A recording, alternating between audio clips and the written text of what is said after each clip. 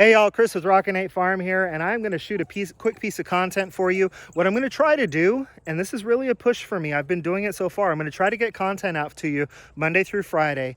I'm going to try to use Friday, Saturday, and Sunday when I do a lot of projects to build a lot of content. So hopefully I can get out a few weeks ahead of myself as far as content goes. Of course, the guineas are coming over to say hi. Say hi, guineas. Now we're going to be loud. So the content I want to talk to you about today is, I'm going to call this video the unexpected. On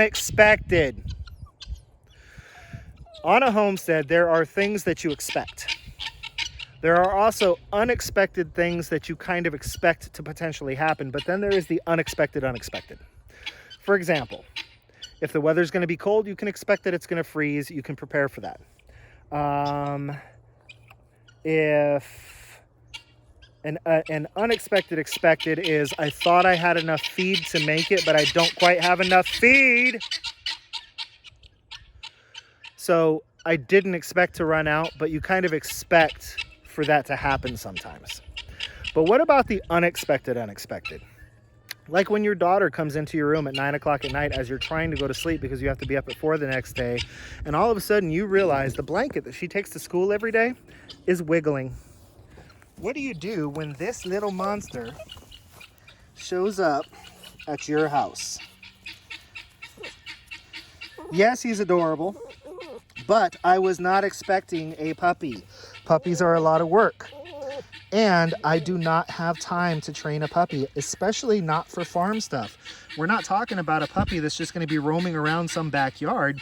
This puppy has to learn how to not eat guineas and not eat chickens and not bite the pig and not fight with other dogs. And he's going to be around long enough that we will hopefully have a productive farm with people on it. He has to learn how to be nice to people. He has to learn how to be able to go into a petting zoo and not mess with baby animals. He has a lot to learn, and I do not have time to teach him. So my initial reaction was, get that dog out of my house. And I know that makes me sound like a monster. And it's not that he's not adorable. I mean, look at him. He's adorable. But my initial reaction was get him out of my house because I knew I didn't have time and I didn't need another liability on this farm. But I thought about it, and I talked to my wife, and I thought about it some more, and I talked to my wife some more. And what we decided to do was write a contract up with my daughter that states that he will, before she leaves for college, because that's the other kicker, she's leaving in 7 months. Before she leaves for college, he will be neutered, and he will be fully trained, and he needed a kennel and bowls and all that good stuff. She would pay for all of that by working on the farm. So I'm making the initial purchases. She is paying me back by helping me out with farm chores that aren't normally her farm chores. And she is going to take the spring off of school activities before she graduates, which this was surprising to me, to watch YouTube videos and spend a couple hours a day training him to get him to where he can be a very obedient dog. He is what is known as a Labra heeler. So he's half Labrador and half blue heeler, or Australian cattle dog, either whatever you want to call him, which makes for a dog that can potentially be very obedient. It's a good boy, and very smart. So I am excited about having him here. He is cute.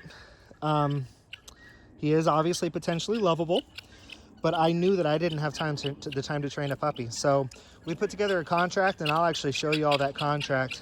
But I think it's going to be a win-win in the end, because she basically, as part of the contract, when she leaves for college, she cannot have him back until she has a house. These guineas are something else today. Until she has a house with a yard big enough that he can run, because he's going to be an energetic dog. So I'm basically, if she lives in an apartment, he stays here on the farm.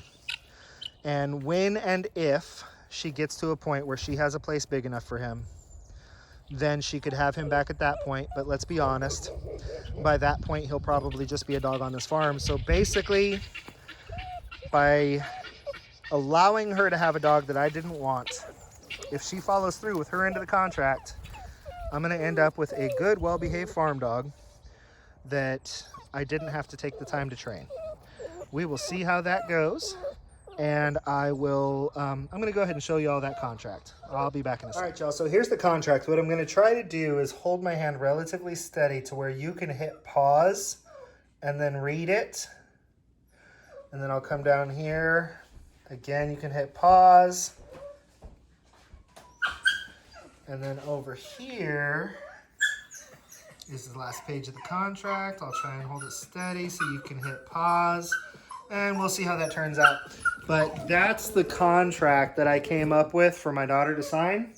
And as an 18-year-old girl in her senior year in high school, she wanted to have a dog for the last 7 months that she's at home, bad enough to agree to that contract. So when she gets home from her activities tonight, we'll sign it. I told her that she could finish out her activities for the basketball season. And then come spring, her job was to train this pup, who's whining because he doesn't want to be on a leash, but he hasn't gone poop yet. So until he does, he's got to stay close to me. So yeah, I'm the big mean daddy that was going to make her get rid of the dog. And now I'm, you know, not in love with him at all. But we'll catch up with you next time. I'll shoot lots of video content this weekend and start getting it out to you next week. Until I see you again, this is Chris with Rockin Farm. Be happy, live healthy.